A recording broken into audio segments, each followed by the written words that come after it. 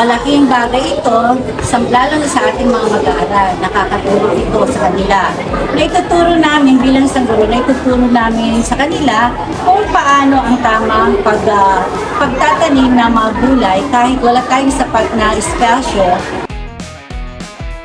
Nakakatulong po ito para magbigay ng pagkain at mga libangan sa paaralan gaya po ng programa. Mas nalalaman po natin kung paano ang tamang proseso ng pagtatanim, lalo na po dito sa ating paaralan. Hindi lamang po yun.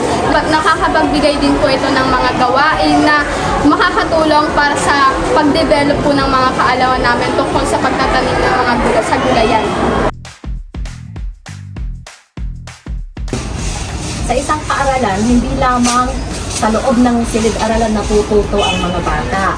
Sa ating gulayan sa paaralan, natututo rin ang mga bata upang magtanim, magkaroon ng simpleng gawain para sa mga halaman.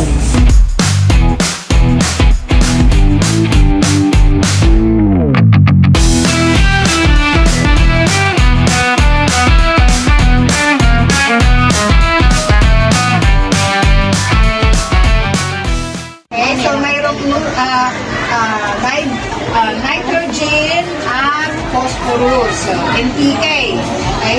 So paano kailangan pag naglagay tayo ng chemical or nutrients, kailangan pantay ang sukat. Kaya may sukat lang tayo para maging tama ang timpla at tama lang ang pagtubo ng lettuce. So, maliban sa lettuce, pwede tayong magtanim ng pechay through using hydroponics. So, ang tawag dito sa ay crafty method.